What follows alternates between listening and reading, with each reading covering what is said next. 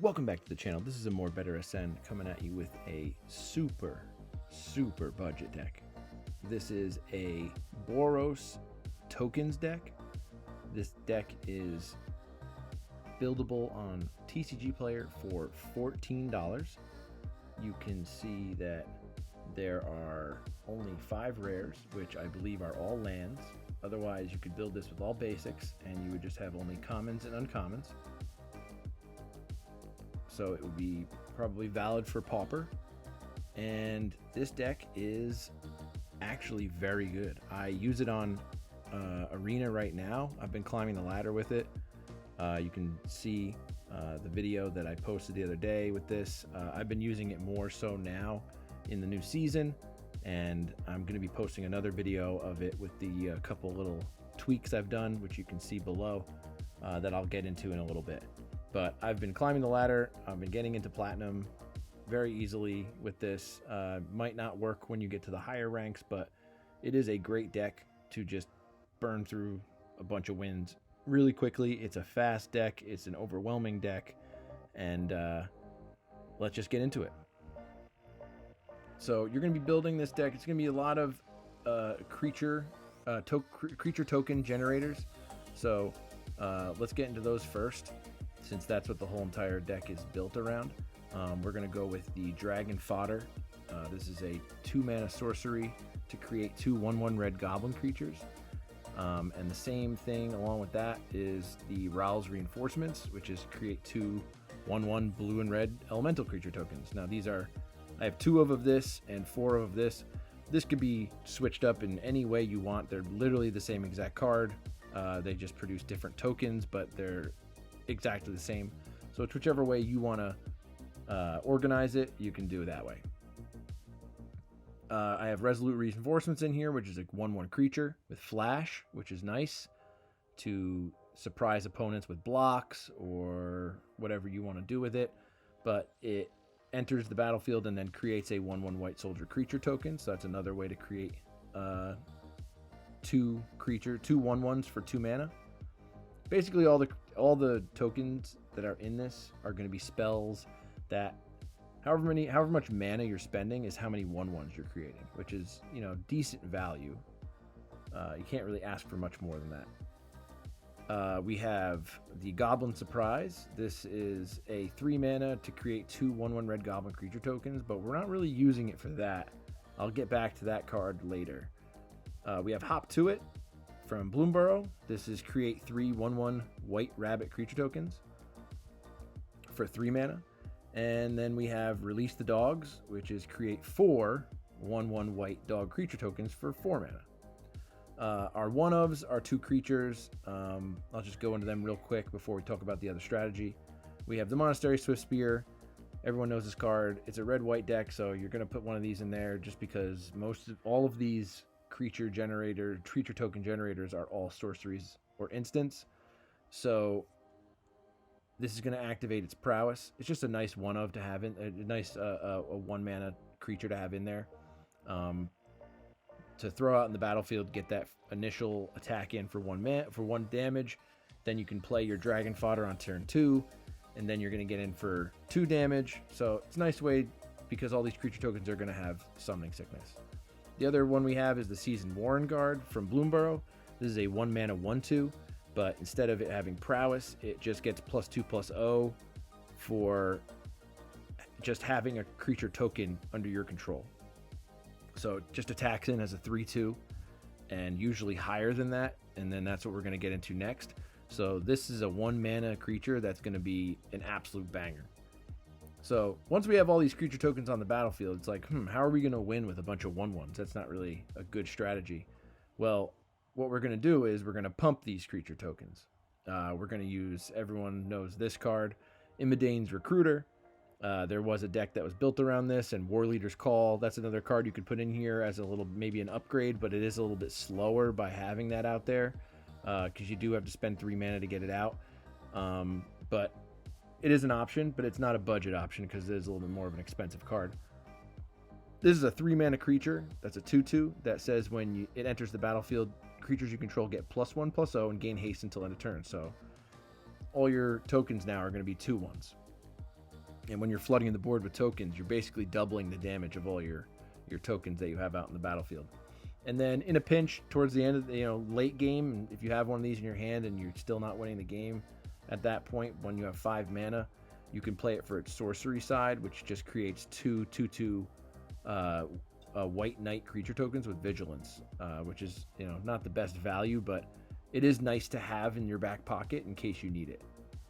Now, Goblin Surprise, which is the card that I was talking about before, about creating the 2/1/1 goblins, has another purpose. So all these other spells, you'd think, oh, well, if you're going to create 2/1/1 red goblins, then why wouldn't you just put in more of these Ral's reinforcements, because that's better mana value.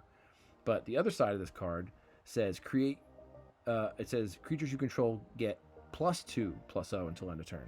So it's Imidane's Recruiter, doesn't give them haste, but all the creatures that are already on the field will get +2/+0. So now all of your tokens are 3/1s. So you have a flooded board of tokens, and you attack in, and they're all 3/1s. And then because you cast this, your Swift Spear is now going to be a 4 power. You're going to be getting in, and then your Warren Guard is going to have 5 power. This is going to be this has ended many a game for me by casting this card. So I'll just say that. And then the last one is the new reprint for Foundations. Heroic Reinforcements. This card is very cheap online right now. All the cards in this entire deck are super cheap, as you can see. Create 2/1/1 white soldier creature tokens until end of turn. These creatures get +1/+1 and gain haste. So whatever you have on the field, add 2 more creatures to it, and then they all get +1/+1. So now they're all going to be 2/2s going in. Now you might think, oh, that there's a lot of powerful creatures out there, yada yada yada, but the swarm of tokens at that power and at that speed can become overwhelming to a lot of decks that don't have a lot of cheap creatures. There are a lot of decks that might have a little more of a mid-range or late game approach to their creatures. Most decks, by turn 4, you might have, depending on what you've done with your mana, you might have 1, 2, maybe 3 creatures out, if that. With this deck, you're going to have, by turn 4, you're going to have 1, 2, 3, 4, 5, 6, 7. You're going to have 8 creatures. If let's say you cast a Warren Guard, a Ral's Reinforcements, a Hop to it on turn 3, and then you're going to go in with Heroic Reinforcements. You're going to have 8 creatures on the battlefield. So that's very overwhelming. Now, this deck is very susceptible to, board wipes and like temporary lockdown and stuff like that. But then later in the late game, you draw. What if you have Release the Dogs in your hand, and they did a board wipe, or they did a temporary lockdown, and then it's turn 4, and then you cast this, and now all of a sudden you have 4 creatures on the battlefield. So it has a lot of tools. It is kind of a little bit of a glass cannon, but I have been winning a lot of games. It has a lot of survivability. I think it's a great deck. One thing I might change is I might add the Case of the Uneaten Feast or something like that, so that way I'm getting a lot of life gain value out of all these cards that I'm casting, especially because it only costs 1 white. I might throw a couple of those in just so that you're spending 2 mana to make 2 1/1s.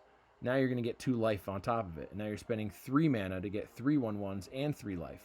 So it just kind of increases the value of all of these spells by in very, very high amount. Let's get into the mana base.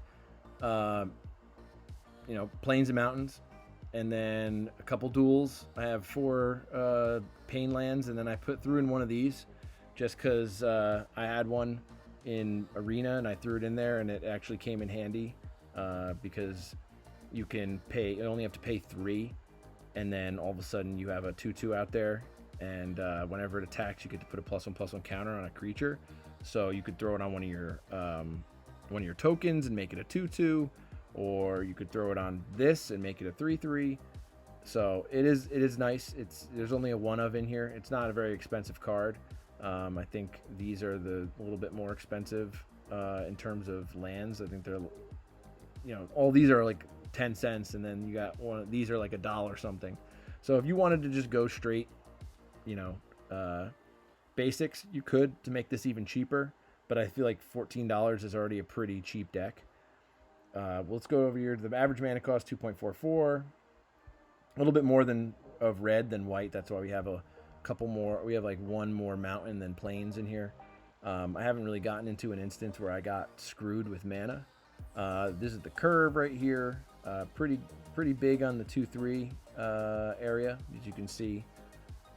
But this deck, I love this deck. It's a great deck to just destroy some of these decks that have a lot of mythic rares. That's one of my favorite things to do, is just a lot of mythic rares, and these people make these meta decks, and then you come in with this super budget $14 deck and just overrun them, and they have no idea what the heck happened, and you're going to win games with it. So this deck's really good. If you like it, like, comment, subscribe, do all the algorithm things, and I will catch you for the next budget Magic deck.